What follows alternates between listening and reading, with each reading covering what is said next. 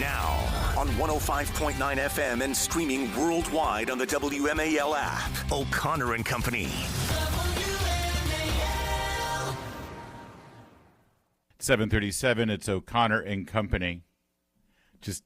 I just want to reflect again on our last story that I guess things are so great in New York that Zohran Mamdani now has to turn his communist sights on tickets to the World Cup. Because, hey, he's been in office 5 days. Everything else is solved now. Let's just make sure everyone can get to the World Cup. If every New Yorker goes to see a game in the World Cup, they'd have to build like 1,000 more stadiums to accommodate them all. All right, maybe not 1,000. But there's only 50,000 seats. Maybe 60,000 seats. How are you going to do that, pal? It's called supply and demand. I love having to teach economics to a Marxist. Joining us right now, Richard Goldberg, senior advisor at the Foundation for Defense of Democracies, former National Security Council official. Richard, thanks for joining us. Remarkable sights we're seeing there in Iran. What's the latest? Yeah, I mean, we're on the 10th day of protests in Iran right now. I mean, we have a real national uprising on our hands that continues to grow and spread. We're not quite at the size of people that were out in the streets back in 2009 in the Tehran area. We're not quite at the number of people in the streets nationwide as we saw in 2022, though that may happen. The breadth of the protests, just the scope and how many cities these are in, the fact that these are crossing from all kinds of ethnicities and backgrounds, people of all income levels, religiosity levels. It's really far and wide in the regime. And the chants are death to the dictator. This is not our regime. We want him out. And the President of the United States, I think, has now pushed more and more Iranians into the streets by saying, I have your back. I'm not going to tolerate what has happened in the past by thousands of people being gunned down in the streets.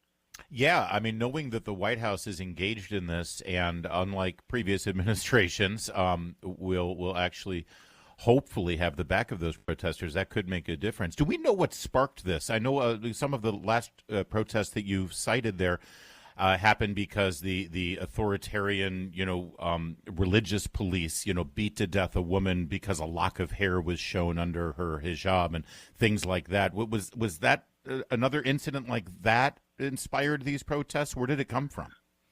I think this is a convergence of events, and remember the embers of that 2022 uprising never actually went out. At the Foundation for Defense of Democracies, FDD.org, you can find an Iran protest tracker, and we have kept track of this all through the years.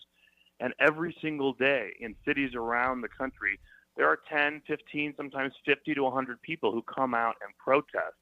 Now, to have something this large scale, you're right, needs some sort of a catalyzing event. But it was really just a matter of time between the economic situation continuing to deteriorate, between the maximum pressure campaign of President Trump and the mismanagement of the regime itself, alongside the fact that, if you will, the Ayatollah has no clothes, right? The emperor has no clothes. The Ayatollah has shown us that. No air defense, now no nuclear wild card to pull out and try to say, I have something that will keep the West away.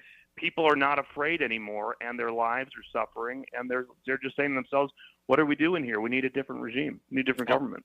I also saw that Reza Pahlavi, the exiled crown prince of Iran, who's actually lived in America, Northern Virginia, I believe, since 1979, he appeared in Egypt to cheers and people waving the old regime flag of his father, the Shah of Iran. And he seems to be sending messages to the protesters directly that he's ready to take over if necessary. Is that where this is headed, do you think? And is his presence sort of a different element to this? This is the first time we've seen him step up like this.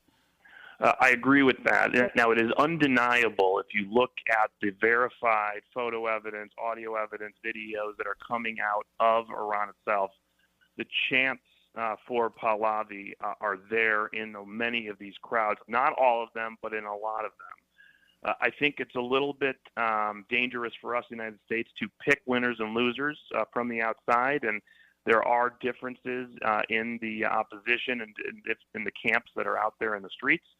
But if that is where the people coalesce around some sort of, constitutional monarchy, the way that Great Britain has, or some other model there, certainly they're not going back to an era of dictatorship like the Shah. But there is clearly an affinity for the monarchy, an affinity for Pahlavi in the population, and wow. I think we should not be afraid of it. What an incredible turn of events here, and there's another aspect of this that is, obviously the astounding bombing run on the nuclear facilities from last year certainly, put a dent in the facade that is the Ayatollahs and the untouchable regime there in Tehran. But also this recent action in Venezuela actually has a ripple effect back to Iran, doesn't it? Those two nations were linked. This has a huge ripple effect. First of all, obviously a psychological one on the supreme leader and the regime, now booking their tickets to Moscow and being ready at a moment's notice to go. Looking over the shoulder every time they hear the sound of a helicopter in the air, I'm sure. Exactly. But honestly, the Venezuelan regime, Maduro's regime, had become the playground for Iran, the Revolutionary Guard Corps, and Hezbollah, along with Russia and China. So much of the regime's illicit financing tools came from Caracas. I mean, we've seen in recent weeks when President Trump imposed this naval quarantine, started stopping some of the oil tankers coming out. These weren't regular oil tankers. These were linked to the Iranian Revolutionary Guard Corps. The narco-terrorism that Maduro was running there in Venezuela helped finance much of the regime's illicit activities.